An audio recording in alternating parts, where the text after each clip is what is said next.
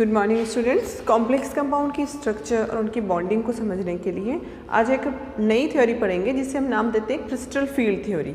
Okay, देखो जिस तरह वैलेंस बॉन्ड थ्योरी भी बॉन्डिंग को एक्सप्लेन करती थी, वैलेंस बॉन्ड थ्योरी में बताया गया कि मेटल एटम और लिगेंड के बीच में बनने वाला जो बॉन्ड है वो कोऑर्डिनेशन बॉन्ड होता है। लिगेंड अपने नॉन पेयर डोनेट करता है, ठीक है। वहाँ पर जैसे डी ब्लॉक की स्प्लिटिंग या इसको कहीं डी जो ऑर्बिटल्स होते हैं उनकी स्प्लिटिंग या लिगेंड का जो नेचर है स्ट्रॉन्ग फील्ड लिगेंड या वीक फील्ड लिगेंड, उस चीज़ को नहीं एक्सप्लेन किया गया वीबीटी में, ठीक है।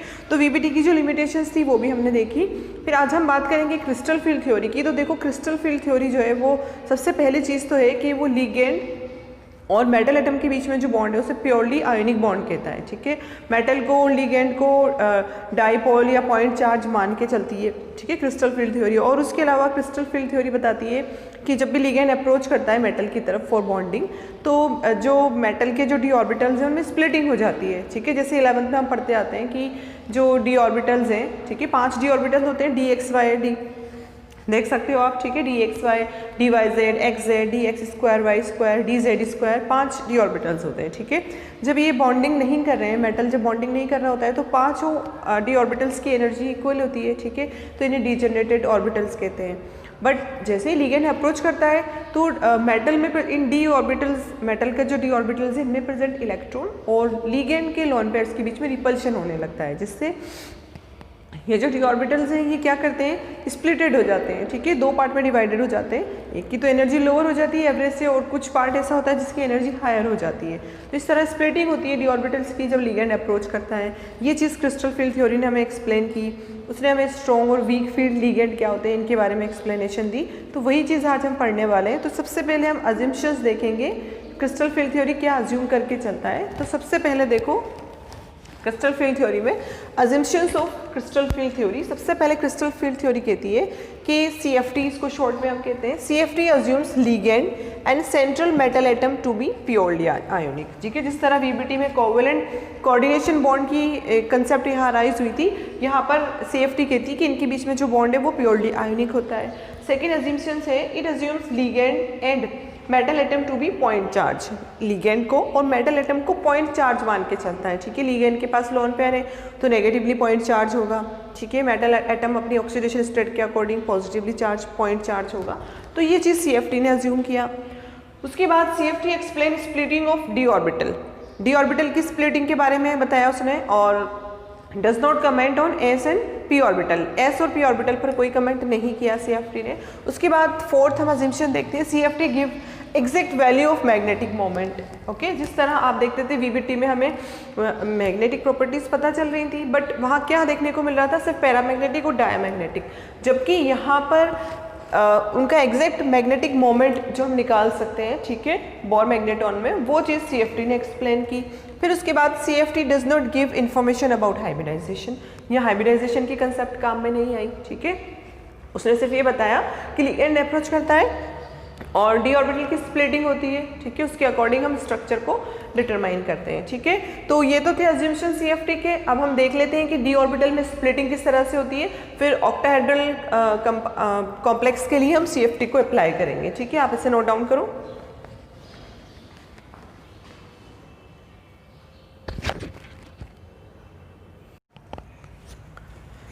So students, crystal field theory की अज्यूम्शंस को हम आगे लेकर चलते हैं। तो देखो क्रिस्टल फील्ड थ्योरी ने अपना जो कंसंट्रेशन दिया वो डी ऑर्बिटल्स की स्प्लिटिंग पर दिया। डी ऑर्बिटल कब स्प्लिट होते हैं, जब लिगेंड अपने इलेक्ट्रॉन्स को या लोन पेयर को बॉन्डिंग के लिए मेटल एटम के पास लेकर आता है तो मेटल एटम के डी ऑर्बिटल स्प्लिट हो जाते हैं, ठीक है। क्यों स्प्लिट होते हैं, due to the repulsion between ligand electrons and metal electrons, okay. इनके बीच में रिपल्शन होता है तो डी ऑर्बिटल जो है वो स्प्लिट हो जाते हैं, ठीक है। तो यही चीज़ हमें देखना है। स्प्लिटिंग अच्छे से हम तभी समझ सकेंगे जब हमें स्ट्रक्चर एक्चुअल में पता होगा, उनका लोकेशन एक्चुअल में पता होगा कि जो 5 डी ऑर्बिटल्स हैं वो कैसे लोकेट करते हैं। तो देखो 5 तरह के डी ऑर्बिटल्स प्रेजेंट हैं। सबसे पहले तो अगर हम बात करें D X square, Y square और डी जेड स्क्वायर की, ठीक है, तो ये एक्सिस पर लाई करते हैं। कैसे आप इनको शो करोगे, इस तरह से डी जेड स्क्वायर है, जेड एक्सिस पर लाई कर रहा है, D X square minus Y square है, एक्स स्क्वायर और वाई स्क्वायर यानी एक्सिस पर लाई कर रहे हैं, X Y Z axis, okay. तो ये तो दो ऑर्बिटल्स हैं जो एक्सिस पर लाई कर रहे हैं। फिर बाकी बच्चे 3 ऑर्बिटल जो कि कहाँ लाई करते हैं, लाई बिटवीन द एक्सिस के बीच में लाई करते हैं। जैसे डी एक्स वाई की अगर आप बात करो, डी एक्स वाई जो है एक्स और वाई एक्सिस के बीच में लाई कर रहा है। डी एक्स जेड की बात करो तो एक्स और जेड एक्सिस के बीच में लाई करता है। डी वाई जेड की बात करो तो वाई और जेड एक्सिस के बीच में लाई करता है ये ऑर्बिटल, ठीक है।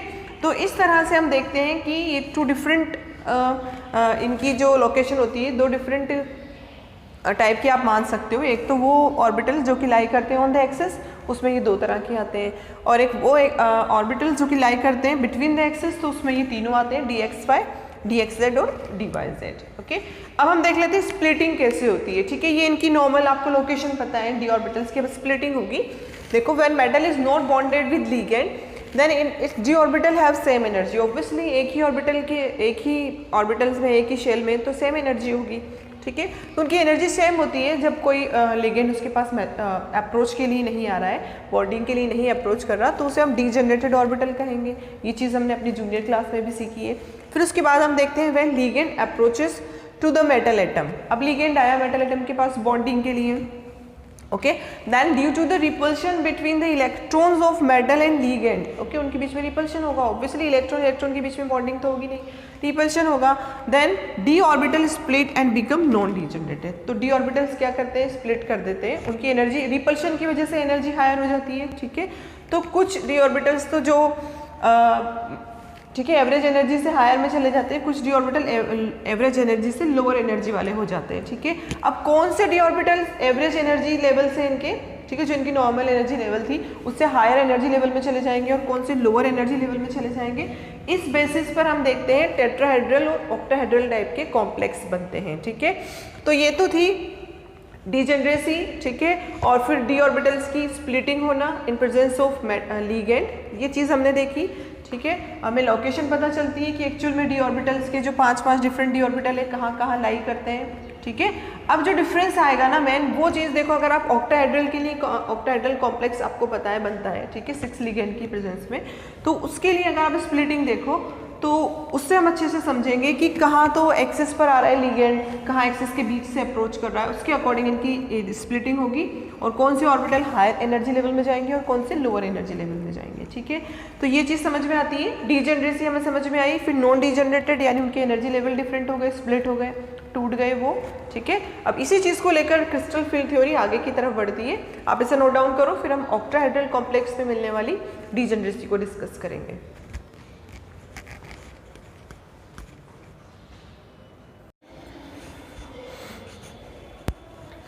सो स्टूडेंट, ऑक्टाहेड्रल कॉम्प्लेक्स का एग्जाम्पल लेकर हम क्रिस्टल फील्ड थ्योरी को अच्छे से समझेंगे।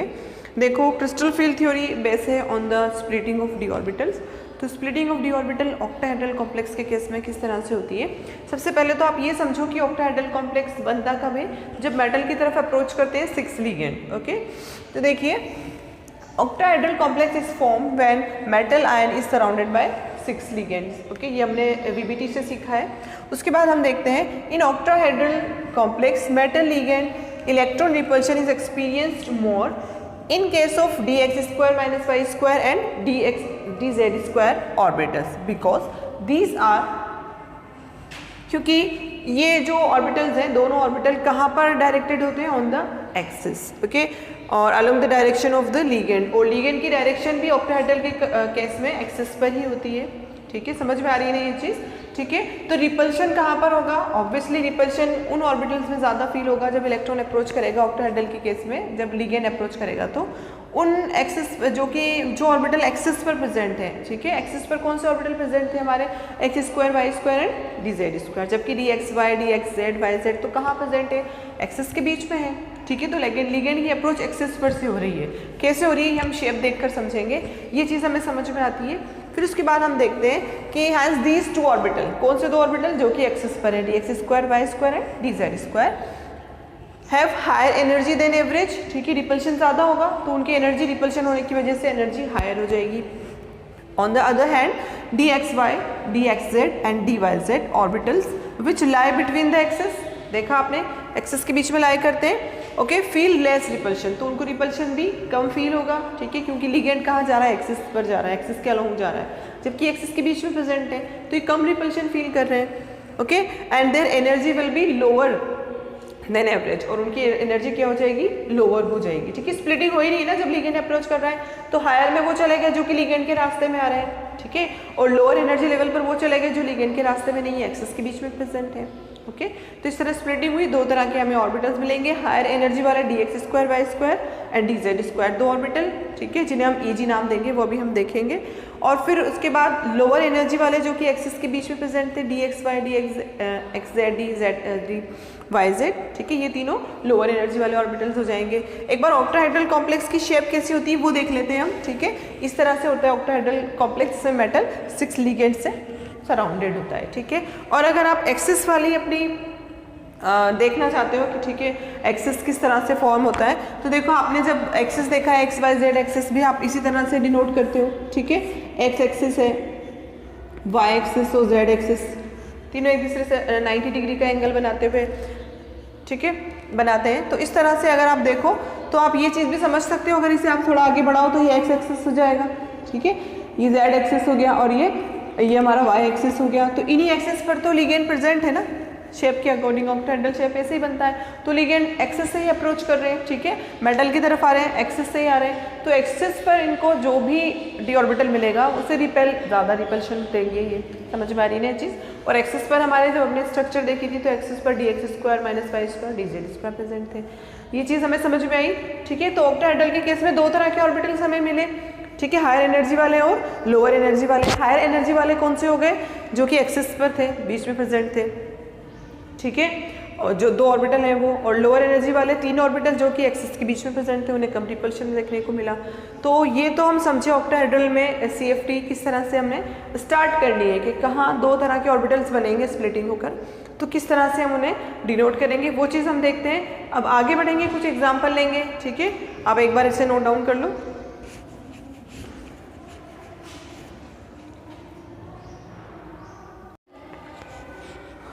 तो स्टूडेंट हमने देखा कि डी ऑर्बिटल्स जो हैं उनमें स्प्लिटिंग हो रही है। ठीक है, ऑक्टाहेड्रल में स्प्लिटिंग होगी, किस तरह से होगी कि जो एक्सिस पर प्रेजेंट है, ठीक है, वो हायर एनर्जी लेवल वाले हो जाएंगे, जो एक्सिस के बीच में प्रेजेंट है वो लोअर एनर्जी लेवल वाले हो जाएंगे। तो यही चीज़ हम यहाँ देखते हैं। Repulsion in octahedral complex give 2 types of energy level, दो तरह के एनर्जी लेवल मिलते हैं, एक हायर वाले और एक लोअर वाले। ठीक है, उनमें से हमने हायर वालों को नाम दिया है और लोअर वालों को नाम दिया है। सबसे पहले T2G और EG। ठीक है, दो पार्ट में हमने इनको डिवाइड किया, dx² y² dz² dxy yz xz, ये तो है ही, पर इनको कंबाइनली हमने दो पार्ट में डिवाइड किया, T2G और EG। T2G ऑर्बिटल क्या है, this is the set of 3 orbitals with lower energy. ठीक है, जो 3 तरह के ऑर्बिटल्स हैं। ठीक है, इसमें आप लिख सकते हो यहाँ पर dxy dxz और dyz, इन तीनों ऑर्बिटल्स का जो कॉम्बिनेशन है उसे T2G नाम दिया। फिर उसके बाद EG है set of 2 orbitals with higher energy level, जिसमें आपका dx² y² और dz² आते हैं।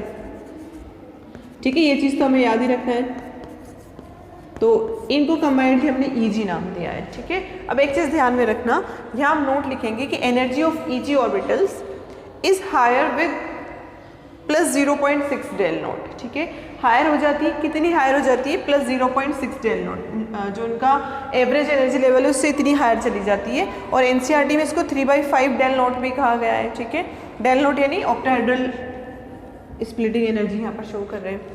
समझ में आ गई ये चीज़। आप 0.6 लिखो या 3/5 लिखो, एक ही बात है।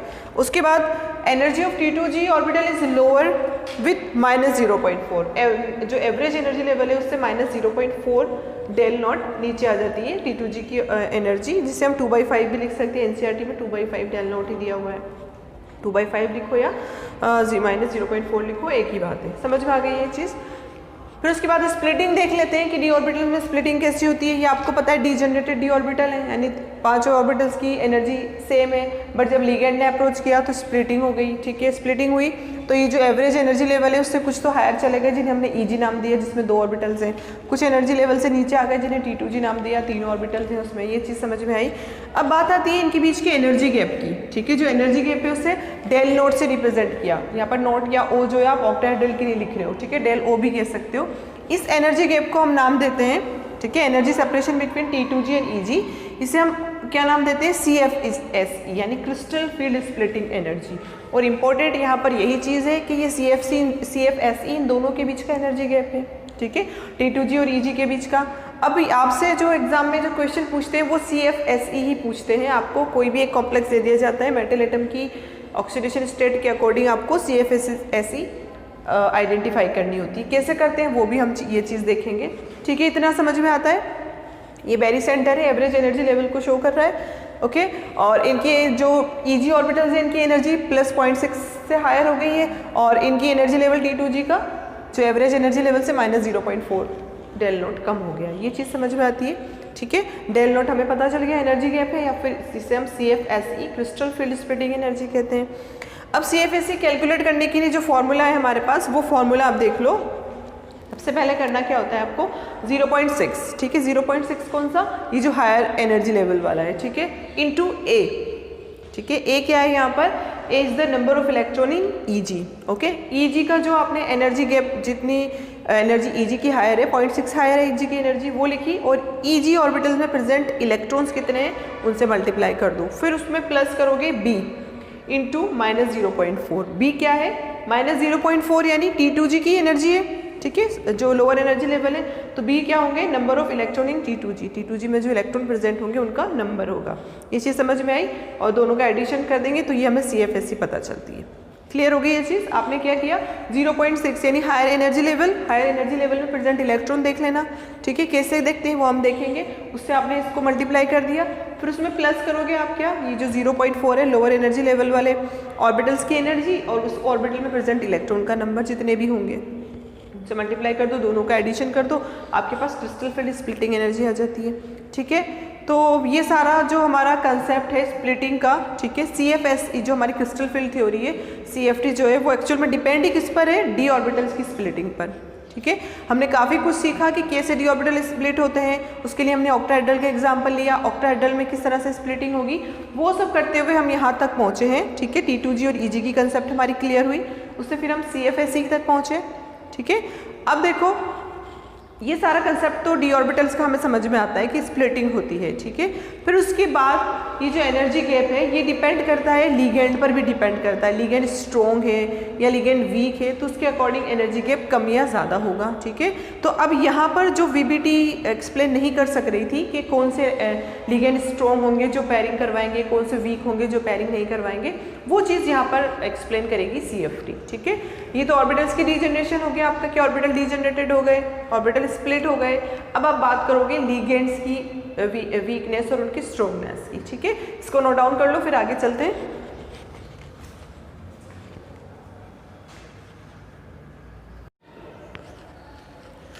सो स्टूडेंट्स, अगर हम बात करते हैं स्प्लिटिंग की, तो देखो splitting of d orbital depend on the ligand field strength, ठीक है। आपने स्प्लिटिंग देखी, स्प्लिटिंग होती है लीगेंड की प्रेजेंस में। अब ये स्प्लिटिंग लीगेंड की स्ट्रेंथ पर भी डिपेंड करती है, जितना स्ट्रॉन्ग लीगेंड होगा उतनी ही ज़्यादा स्प्लिटिंग होगी, ठीक है। तो more strong field ligand more will be the repulsion, okay. दस मोर स्प्लिटिंग ऑफ डी ऑर्बिटल, समझ में आ रही है चीज़। स्ट्रॉन्ग लीगेंड होगा, कौन से लीगेंड स्ट्रॉन्ग होंगे वो चीज़ हम देखेंगे। तो जितना स्ट्रॉन्ग फील्ड वाला लीगेंड होगा उतना ही ज़्यादा रिपल्शन वो क्रिएट करेगा, ठीक है। डी ऑर्बिटल्स में जो इलेक्ट्रॉन्स उन्हें रिपल उतना ही ज़्यादा करेगा और स्प्लिटिंग बहुत ज़्यादा हो जाएगी, समझ में आ रही है ये चीज़। फिर उसके बाद weak field ligand causes small splitting, weak field ligand small splitting करेगा, ठीक है। VBT नहीं एक्सप्लेन कर सक रही थी नहीं कि कौन स्मॉल फील्ड है या कौन वीक फील्ड है, कुछ की प्रेजेंस में देख रही थी पेयरिंग हो रही है, किसकी प्रेजेंस में पेयरिंग नहीं हो रही थी, तो पेयरिंग की तरफ भी हम चलेंगे। यहाँ एक सीरीज देख लो, स्पेक्ट्रोकेमिकल सीरीज वो कहलाती है। ये सीरीज इंक्रीजिंग ऑर्डर बताती है लीगेंड फील्ड स्ट्रेंथ का, ठीक है। जैसे देखो सबसे वीक लिगेंड आप कह सकते हो कि I- है, उसके बाद धीरे धीरे स्ट्रॉन्ग फील्ड लिगेंड स्ट्रॉन्गनेस बढ़ती जा रही। सबसे स्ट्रॉन्ग लिगेंड आप यहाँ देखोगे कार्बोनाइल आयन है, ठीक है। इस कार्बोनाइल की प्रेजेंस में स्प्लिटिंग बहुत ज़्यादा होती है, यानी ये पेयरिंग करवा देता है, समझ में आ रही है ना चीज़। इलेक्ट्रॉन की पेयरिंग के लिए रिस्पॉन्सिबल होता है। VBT में हम ये चीज़ छोड़कर आए थे, बस हम ये देख रहे थे कि कुछ लिगेंड जो थे वो पेयरिंग करवा रहे थे, ठीक है। अमोनिया का एग्जाम्पल हमने वहाँ लिया था। तो यहाँ पर देखो स्प्लिटिंग के लिए जो रिस्पॉन्सिबल है, लीगेंड की स्ट्रेंथ भी रिस्पॉन्सिबल है। तो लीगेंड यहाँ पर क्या करवा रहे हैं कि पेयरिंग करवाएंगे इलेक्ट्रॉन्स की, ठीक है। और स्प्लिटिंग पर उसका क्या इफेक्ट पड़ेगा वो भी हम देखेंगे। आप सिर्फ ये ध्यान में रखो कि स्प्लिटिंग डिपेंड करती है किस पर, लिगेंड की स्ट्रेंथ पर, ज़्यादा स्ट्रेंथफुल लिगेंड होगा, ज़्यादा स्ट्रॉन्ग लिगेंड होगा तो स्प्लिटिंग ज़्यादा होगी, ठीक है। फिर यहाँ पर हमने लिगेंड का ऑर्डर देख लिया कि कौन सा लिगेंड कितना ज़्यादा स्ट्रेंथफुल है, ठीक है। अब स्प्लिटिंग और पेयरिंग में क्या डिफरेंस है ये चीज़ हम देखेंगे, इसे अच्छे से समझेंगे और फिर उसके बेसिस पर क्वेश्चन हम अच्छे से कर सकेंगे। आप इसको नोट डाउन कर लो, फिर हम देख लेते हैं कि किस तरह से जो इलेक्ट्रॉन्स की पेयरिंग है वो ये जो स्ट्रॉन्ग फील्ड या वीक फील्ड लिगेंड है किस तरह पेयरिंग करवाते हैं या नहीं करवाते। इस चीज़ को आप नोट डाउन कर लो, आगे चलते हैं। फिर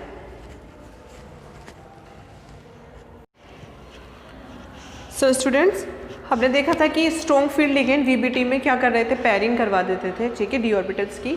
तो वो पेयरिंग यहाँ पर डिपेंड करेगी किस पर, pairing of electron present in D orbitals depend on CFSE जो क्रिस्टल फील्ड स्प्लिटिंग एनर्जी उस पर डिपेंड करती है, and energy needed for pairing, और पेयरिंग के लिए जो एनर्जी चाहिए जिसे P से डिनोट करते हैं उस पर डिनोट करते हैं, ठीक है, उस पर डिपेंड करती है। तो दो फैक्टर है जिस पर ये पेयरिंग डिपेंड करेगी। कैसे समझेंगे इसको, देखो अगर पहला केस हम लेकर चलते हैं कि पेयरिंग एनर्जी की वैल्यू हायर है और क्रिस्टल फील्ड स्प्लिटिंग कम है, यानी स्प्लिटिंग कम हुई है। स्प्लिटिंग कब कम होगी, जब लिगेंड आपका वीक होगा, ज़्यादा स्प्लिट नहीं कर सकेगा। समझ में आ रही है ये चीज़, ठीक है। तो डेल नोट की वैल्यू कम हो गई।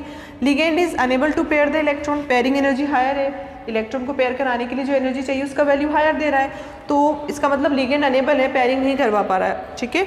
तो लिगेंड क्या कहलाएगा, वीक फील्ड लिगेंड कहलाएगा, ठीक है। And form high spin complex, और कॉम्प्लेक्स कैसे बनेंगे, हाई स्पिन, यानी उनका मैग्नेटिक मोमेंट हाई होगा, और magnetic moment number of unpaired electron पर डिपेंड करता है। यहाँ पेयरिंग नहीं हो रही है, वीक फील्ड लिगेंड नहीं करवा पा रहा, तो अनपेयर इलेक्ट्रॉन का नंबर ज़्यादा होगा, तो स्पिन वहाँ पर ज़्यादा बढ़ जाएगी, ठीक है। तो हाई स्पिन कॉम्प्लेक्स बनेंगे, ये चीज़ समझ में आती है। फिर उसके बाद अगर हम देखें, मान लो डेल नोट का वैल्यू यानी स्प्लिटिंग जो है वो बहुत ज़्यादा हुई है, पेयरिंग एनर्जी कम है, यानी कौन करवाता है ज़्यादा स्प्लिटिंग, CFSE की वैल्यू तभी हायर होगी जब स्प्लिटिंग ज़्यादा होगी डी ऑर्बिटल्स की। स्ट्रॉन्ग फील्ड लिगेंड ज़्यादा स्प्लिटिंग कराता है, तो यहाँ आप देख सकते हैं ligand will pair the electron, pair करवा देगा, ठीक है, क्योंकि पेयरिंग एनर्जी का वैल्यू कम है, डेल नोट का वैल्यू हायर है, and called strong field ligand. Obviously del nought का वैल्यू हायर देखते हैं आप कह दोगे उसको कि यहाँ P का वैल्यू कम होगा और लिगेंड कैसा होगा, स्ट्रॉन्ग फील्ड लिगेंड होगा, okay. And form lower spin complex, ठीक है, पेयरिंग हो गई, ठीक है, अनपेयर्ड इलेक्ट्रॉन कम बच रहे होंगे तो लोअर स्पिन, उनकी स्पिन यानी उनका जो मैग्नेटोन है वो कम हो जाएगा, तो लोअर स्पिन कॉम्प्लेक्स बनेंगे, ठीक है। एक एग्जांपल लेके समझ लो, D6 वाला हमारे पास कॉन्फ़िगरेशन आता है मेटल का, ठीक है। अब यहाँ पेयरिंग होगी या नहीं होगी ये CFSE ने समझाया। देखो मान लो स्ट्रॉन्ग लिगेंड है हमारे पास, ठीक है, कोई स्ट्रॉन्ग लिगेंड है, D6 हमारे पास कॉन्फ़िगरेशन आता है मेटल का। स्ट्रॉन्ग लिगेंड के केस में आपको ध्यान में रखना है क्या होता है, डेल नोट की वैल्यू हायर होती है, स्प्लिटिंग, स्ट्रॉन्ग लिगेंड यानी स्प्लिटिंग ज़्यादा करवा रहा है, तो crystal field splitting energy higher होगी, पेयरिंग एनर्जी कम हो जाएगी। पेयरिंग एनर्जी कम होते ही क्या होगा, इलेक्ट्रॉन जो है वो लोअर एनर्जी लेवल में पेयर होने लगेंगे, ठीक है। तो D6 कॉन्फ़िगरेशन आप फिल करते हो, 1 2 और 3 आ गए। अब जो 4th 5th फिर 6th इलेक्ट्रॉन कहाँ जाएंगे, क्या वो EG में जाएंगे, ऊपर नहीं जाएंगे, क्योंकि यहाँ पर डेल नोट यानी इनके बीच का जो एनर्जी गैप है जो CFSE है उसकी वैल्यू क्या है, ज़्यादा है पेयरिंग एनर्जी के कंपेयर में, तो पेयरिंग हो जाएगी यहाँ पर, ठीक है। और लिगेंड हमारा स्ट्रॉन्ग है तो पेयरिंग आसानी से हो जाएगी। इस तरह से हमें कॉन्फ़िगरेशन देखने को मिलेगा, ठीक है। इनका यूज़ करके हम CFSE या कैलकुलेट करते हैं। आपसे CFSE पूछी जाए इस तरह के ऑर्बिटल के लिए तो कैसे कैलकुलेट करोगे, यहाँ पर T2G है, T2G के लिए एनर्जी कितनी होती है, -0.4, और नंबर ऑफ इलेक्ट्रॉन कितने हो गए, 6 हो गए, 6 को -0.4 से मल्टीप्लाई कर लो। EG के पास चलोगे, EG की एनर्जी कितनी हायर होती है, 0.6, बट नंबर ऑफ इलेक्ट्रॉन तो 0 है ही नहीं EG के पास, क्योंकि स्ट्रॉन्ग फील्ड लिगेंड था, EG में उसने जाने नहीं दिए इलेक्ट्रॉन, ठीक है। तो यहाँ पर अगर आप CFSE करते हो तो कैसे कैलकुलेट करोगे, 0 को 0 है नंबर ऑफ इलेक्ट्रॉन, उससे मल्टीप्लाई करो किससे, इसके एनर्जी से, कितना एनर्जी 0.6 है, तो ऑब्वियसली 0 ही हो जाएगा, तो टोटल जो एनर्जी आएगी CFSE वो यहीं से निकल कर आएगी, ठीक है। क्वेश्चन के जब हम कुछ एग्जाम्पल हम देखेंगे तो इन क्वेश्चंस को अच्छे से हम कर सकेंगे। आप ये चीज़ ध्यान में रखो कि स्पेक्ट्रोकेमिकल सीरीज़ क्या होती है, लिगेंड कैसे स्ट्रॉन्ग बनता है, कैसे वीक होता है, ठीक है। अगर स्ट्रॉन्ग है तो स्प्लिटिंग ज़्यादा करवा देगा, ठीक है, और पेयरिंग वो कम पेयरिंग भी करवा देगा, स्प्लिटिंग ज़्यादा करेगा, ठीक है, तो पेयरिंग आसानी से हो जाएगी, नीचे ही पेयर हो जाएंगे, नीचे वाले लेवल में पेयर हो जाएंगे इलेक्ट्रॉन। जबकि वीक लिगेंड है तो स्प्लिटिंग कम करवा सकेगा, ठीक है, एनर्जी गैप कम रखेगा ऑर्बिटल्स के बीच में, T2G और EG के बीच में, और पेयरिंग आसानी से करवा देगा। ये चीज़ ध्यान में रखना है। आप इन दोनों को याद रख लो, डेल नोट की वैल्यू P से कम कब होती है और डेल नोट की वैल्यू P से हायर कब होती है, ठीक है। तो इस बेसिस पर हम CFSE को अच्छे से समझेंगे। ये ऑक्टाहेड्रल कॉम्प्लेक्स के लिए CFSE थी। नेक्स्ट वीडियो में हम टेट्राहेड्रल कॉम्प्लेक्स के लिए क्रिस्टल फील्ड स्प्लिटिंग एनर्जी का डिस्कशन करेंगे, ठीक है, और कुछ क्वेश्चंस हम करेंगे वहाँ पर। आप इसे नोट डाउन करो। Thanks for watching.